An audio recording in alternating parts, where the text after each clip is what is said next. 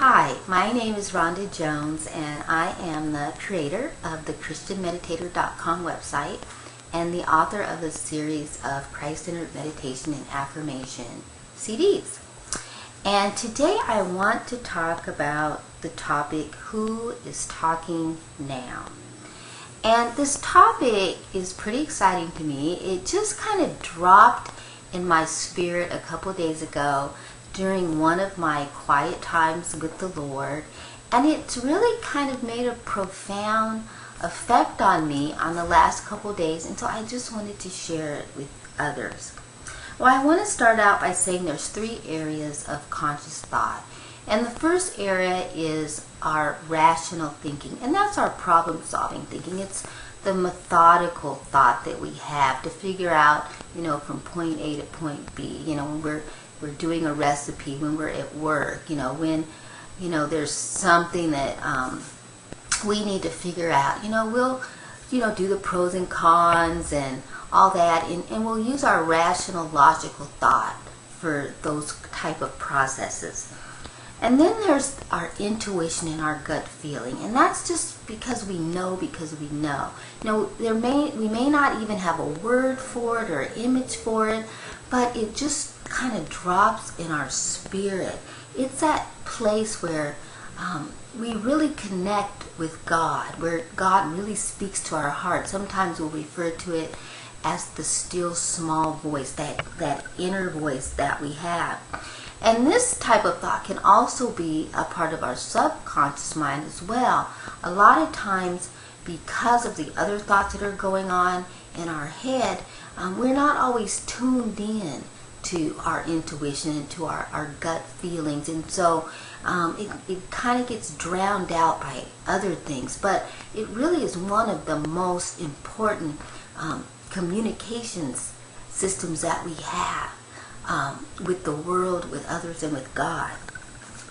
But the one I want to concentrate on the most, because this is the one I think that gives us the most trouble, and it's the third type of conscious thought, and it's our mental chatter. Well, our mental chatter is a thought, it's just so random. It's so all over the place.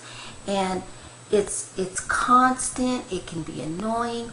Many times we don't know how to turn it off. It's those dialogues that we have in our head with ourselves, with people.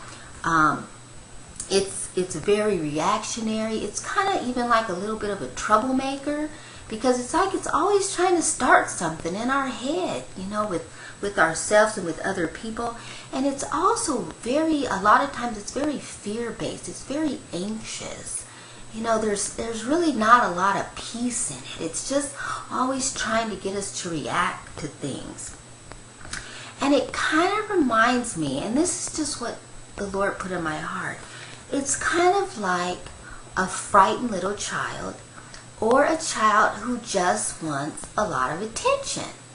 So one of the things I could relate this to was my little 5-year-old grandson, who is cute as he can be, but he just loves to be the center of attention. It's like he's the only child, and it's just always all eyes on him. And so he's so cute, so when he wants some attention, the first thing he'll do is he'll just come up and he'll just stand there, using his polite voice, and he'll just say, "Excuse me, excuse me, excuse me," and he'll just kind of go on, keep "excuse me" until someone pays him attention. Or, if he's not getting it that way, then he might whine and he might start crying, and then sometimes you'll just be sitting there and they'll just come pounce on you, just knock you over and just jump on you out of nowhere. And of course, you know how annoying all these things can be, but because I'm the grandma, I'm going to react, in a calm manner to him. And, so, I'll just, say something calmly to kind of quell whatever is going on, quell this behavior. Well, in my quiet time, a lot of times when you're trying to be still in the Lord, that mental chatter just does not stop. And so on this particular day, I found myself saying to this kind of little mental chatter here on the shoulder, trying to distract me with all kind of other thoughts. I saw in my spirit, I just would say, in my inner voice, I would just say, quiet now. Just quiet now. And I was saying it from a place of love, not agitation, because whenever we get agitated, what happens? Things just escalate, and then, everybody's just, fluttered and frantic. But from a place of love, like that this is this inner child that is fearful and frantic and just wanting a lot of attention, and just quieting it and saying also during this time, quiet now. This is my quiet time. This is my time with the Lord. This is my time to meditate on God, to dwell in His presence without words, without image. And so just quiet now. And it just brought a new dimension to my meditation time with the Lord. And what was interesting, I found that after my meditation time, I extended it throughout my day. So, as I'm doing something else or was driving or whatever, I continually heard myself saying, quiet now. And not only that, I was also talking to it with the scriptures. So I would just say, no, quiet now. God said that He'll never leave us or forsake us. Or quiet now.